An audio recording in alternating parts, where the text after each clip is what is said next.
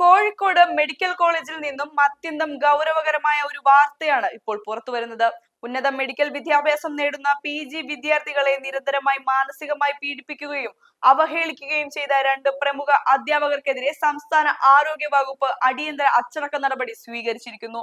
Doctor Anithakumari, doctor CA Smitha എന്നിവർക്കെതിരെയാണ് medical college അധികൃതർ കർശനമായ സ്ഥലം മാറ്റ നടപടിയുമായി രംഗത്തെത്തിയിരിക്കുന്നത്. മെഡിക്കൽ കോളേജിലെ 12 PG വിദ്യാർത്ഥികൾ ഒപ്പിട്ട് നൽകിയ കൂട്ടപരാതിയെ തുടർന്ന് രൂപീകരിച്ച പ്രത്യേക അന്വേഷണ കമ്മീഷൻ നടത്തിയ കൃത്യമായ അന്വേഷണത്തിലാണ് അധ്യാപകരുടെ ഭാഗത്തു നിന്നുമുണ്ടായ കടുത്ത വീഴ്ചകളും ക്രൂരതകളും കണ്ടെത്തിയത്. പൊതുവേദികളിലും വാർഡുകളിൽ രോഗികളുടെയും മറ്റ് ജീവനക്കാരുടെയും മുന്നിൽ വെച്ചും വിദ്യാർത്ഥികളെ വ്യക്തിപരമായി അധിക്ഷേപിക്കുകയും ഭീഷണിപ്പെടുത്തുകയും ചെയ്യുന്നതായിരുന്നു ഇവരുടെ പ്രവർത്തന രീതി. മാസങ്ങളോളം തുടർന്ന ഈ മാനസിക പീഡനം കാരണം ഭാവിയുടെ വാഗ്ദാനങ്ങളാകേണ്ട പല യുവ ഡോക്ടർമാരും കടുത്ത വിഷാദ രോഗത്തിന് വരെ അടിമപ്പെട്ടു പോയി എന്ന അതീവ ഗുരുതരമായ ആരോപണമാണ് കമ്മീഷൻ സ്ഥിരീകരിച്ചിരിക്കുന്നത്.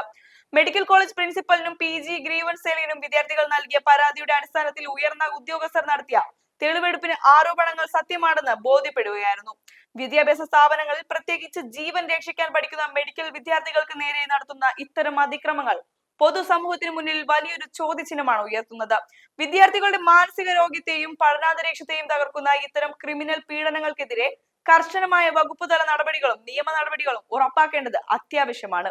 ഇത്തരം സാഹചര്യങ്ങളിൽ തങ്ങളുടെ അവകാശങ്ങൾ സംരക്ഷിക്കാൻ വിദ്യാർത്ഥികൾക്ക് കൃത്യമായ ലീഗൽ സെല്ലുകളും പരാതി പരിഹാര സംവിധാനങ്ങളും നിലവിലുണ്ട്. സ്ഥാപനങ്ങളിൽ മാനസികമായോ ശാരീരികമായോ ഉള്ള പീഡനങ്ങൾ നേരിടേണ്ടി വന്നാൽ ഒട്ടും മടിക്കാതെ കൃത്യമായ തെളിവുകളോടെ ഉയർന്ന അധികാരികളെയും നിയമപാലകരെയും സമീപിക്കാൻ ഓരോരുത്തരും തയ്യാറാകണം.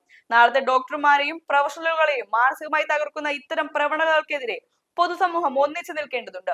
ഈ ഇൻവെസ്റ്റിഗേറ്റീവ് റിപ്പോർട്ടിന്റെ പൂർണ്ണരൂപം മനസ്സിലാക്കി ഇത്തരം അനീതികൾക്കെതിരെ പ്രതികരിക്കുവാനും നിങ്ങളുടെ സുഹൃത്തുക്കളെയും സഹപ്രവർത്തകരെയും ബോധവാന്മാരാക്കുവാനും ഈ വീഡിയോ ഇപ്പോൾ തന്നെ പരമാവധി ഷെയർ ചെയ്യുക.